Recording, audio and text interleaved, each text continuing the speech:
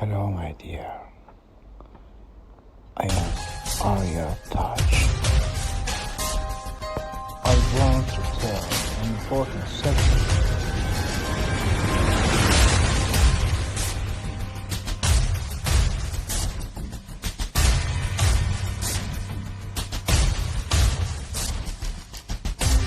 Who are they? Who are they? Where are they from?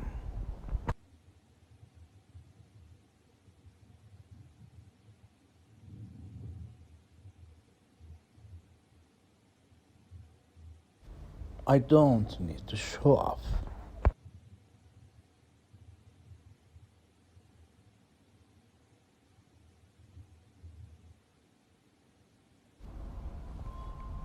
But it takes some time to say it.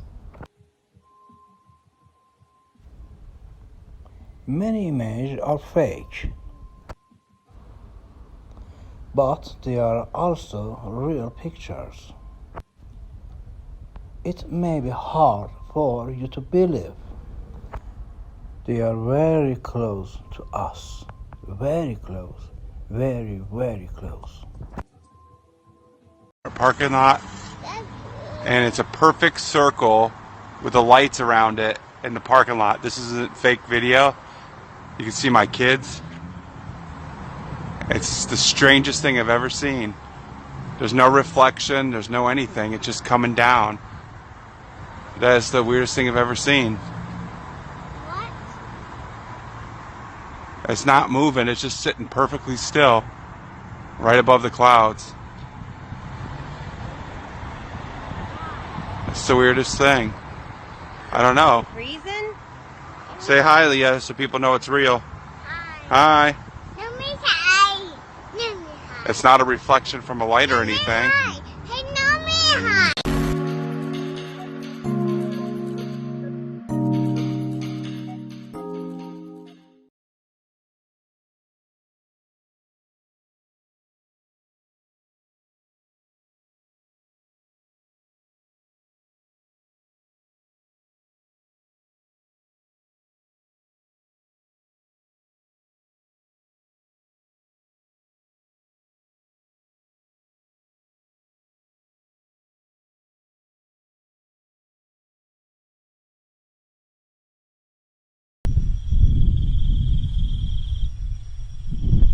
I will tell you who are they in last program.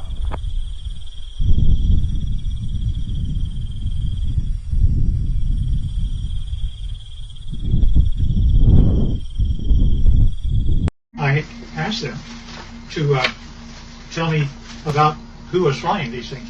They're approximately 5 feet, 4.5 to 5 feet tall. They had one or two of them around it that were 230 years old, and we have a total of at least 18 that exist and operate with our facility as Teller set it up. Now notice the eyes are different, nose are different, but they do have 5 fingers, 5 toes, 2 eyes. My name is Boyd Bushman. I'm a senior scientist from Lockheed Martin. I have 27 patents. I'm a scientist. I do not believe in theory. I basically say, follow the data, theory be damned. If something can't verify by a physical test that something is true, then I do not care to accept it in that I present.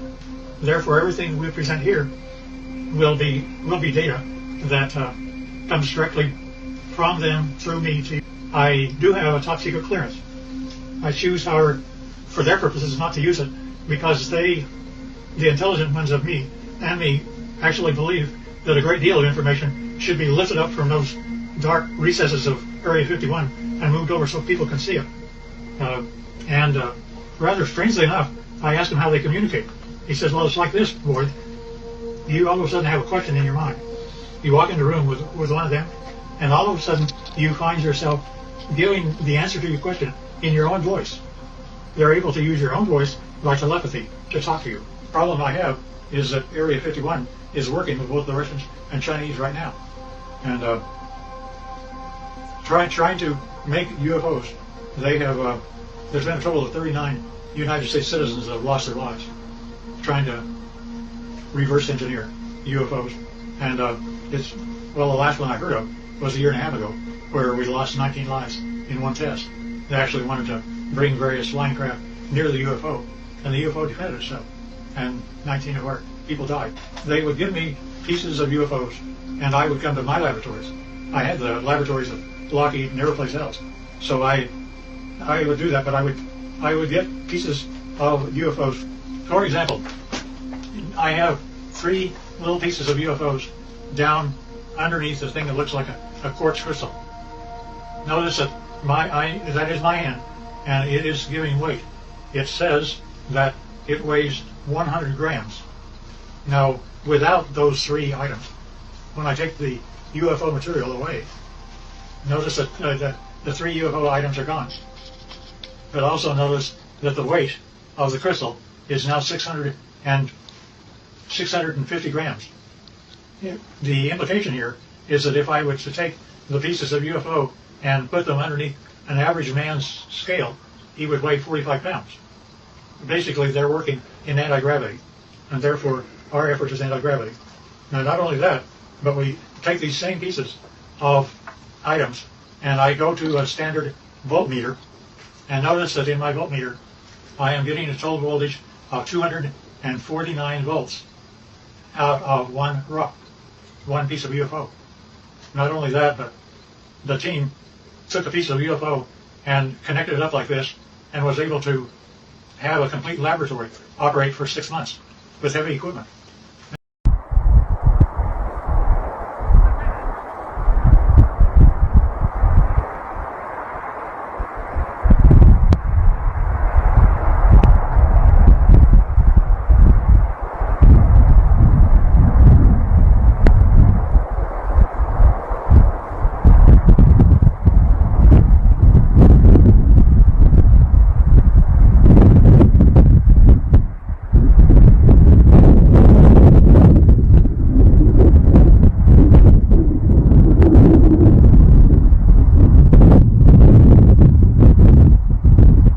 To Gary Nolan, who's one of the insiders, he says that it appears that DNA is about 9 billion years old. The Earth is about 4.5 billion years old. There's something they call panspermia, where DNA was seeded throughout the local universe or everywhere as a basic format of life. They think we're being visited for sure by beings that are not of our dimensional frequency. So they might be humanoid, but they are vibrating at a different rate of physicality. And so actually, when you come into the presence of these beings, because their frequency is different, it's very distorting to our awareness beyond our bandwidth. What I say, trying to get Wi-Fi on an AM radio, we just don't have the bandwidth. It's such an intensity of vibration. Either we go unconscious or we have to develop a lucid awareness, a lucidity of consciousness, upgrading your field of consciousness and your capacity of consciousness. We do that by practicing dream awareness. How conscious can you stay in your dream states? How deep can you go into your meditation? When you can practice those levels of expanded awareness, you can meet these beings where they're at because they are of the higher frequency. So we have that potential. We just haven't activated it.